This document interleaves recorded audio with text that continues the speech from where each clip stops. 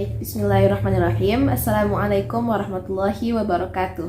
Halo teman-teman semuanya, kembali lagi dengan saya Fatara Slalasti dengan nomor NIM 19059154. Nah, baiklah teman-teman, pada video kali ini saya akan membahas mengenai contoh komunikasi lintas budaya. Nah, sebelum kita masuk ke contoh tersebut, saya ingin menjelaskan sedikit nih, apa itu yang dimaksud dengan komunikasi lintas budaya sesuai dengan yang saya pahami. Nah, jadi komunikasi lintas budaya itu teman-teman adalah komunikasi yang melibatkan dua atau lebih kebudayaan yang berbeda gitu kan. Kalau kemarin itu kita sudah tahu kalau komunikasi adalah proses pertukaran pesan atau informasi yang dilakukan oleh komunikator pada komunikan. Nah, jadi kalau dalam komunikasi lintas budaya ini, komunikator dan komunikannya itu berasal dari latar belakang budaya yang berbeda. Mungkin bisa contohnya komunikasi yang dilakukan oleh dua orang, yang satu orang Sunda, yang satu orang Minang, gitu ya.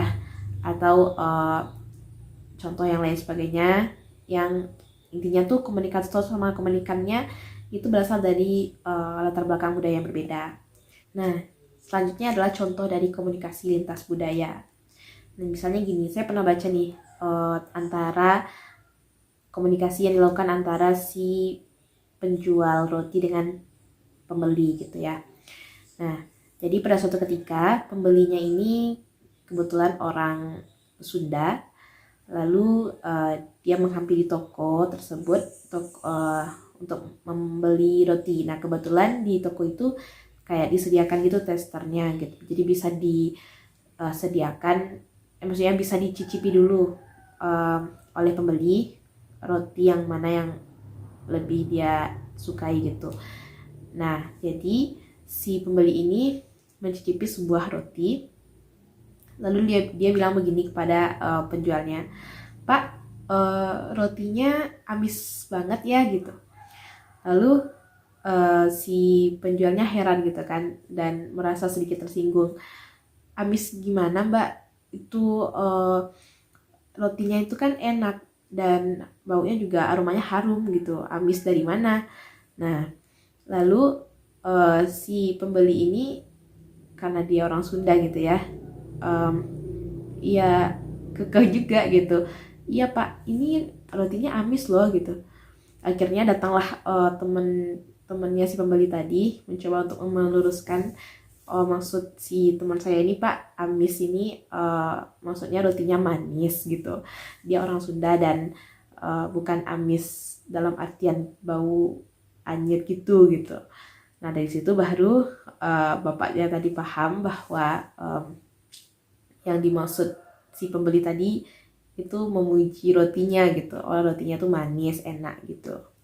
Itu jadi contohnya itu tentang perbedaan kata, makna kata gitu ya teman-teman. Yang tadi si pembeli itu bermaksud mengatakan rotinya amis itu ya rotinya manis gitu. Kalau yang ditangkap oleh penjualnya tadi, karena beliau bukan orang Sunda, ya mengira kok pembeli ini malah ngatain rotinya itu kayak bau anyir gitu karena amis gitu, kira amis. Nah, itu contoh yang pertama.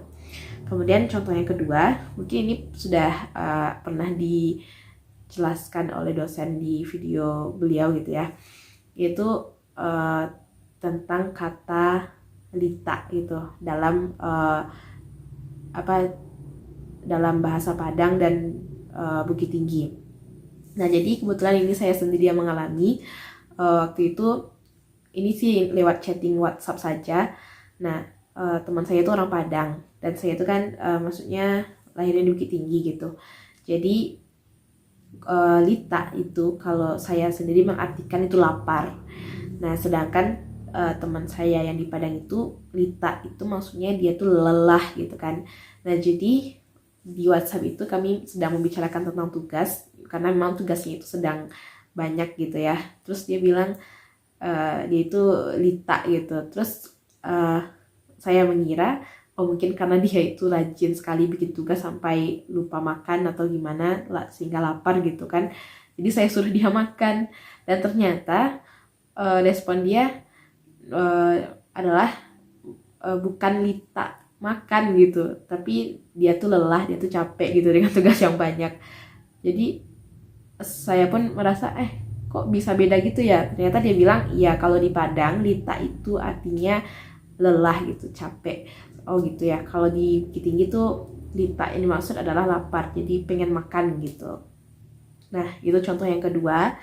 Kemudian itu antara orang Bukit Tinggi dengan orang Padang gitu ya. Nah contoh yang ketiga adalah misalnya antara orang Bugis dengan orang Jakarta gitu.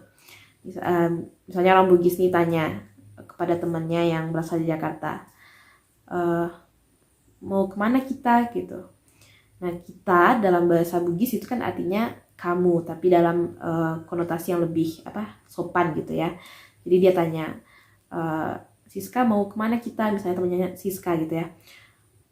Tentu teman yang dari Jakarta tadi heran, loh kok mau kemana kita, maksudnya kita kan nggak ada bikin janji gitu loh, nggak ada bikin janji mau pergi.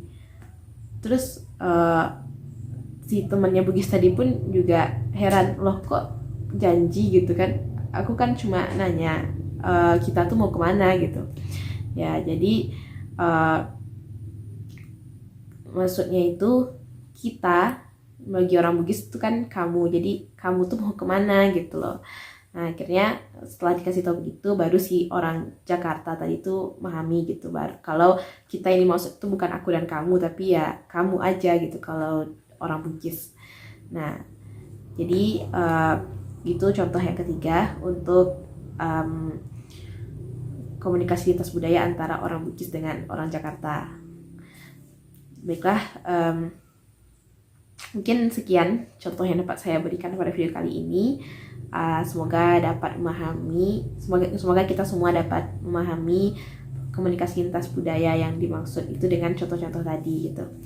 Baiklah, terima kasih kepada teman-teman yang sudah menonton. Mohon maaf untuk segala kekurangan, dan saya akhiri. Wassalamualaikum warahmatullahi wabarakatuh.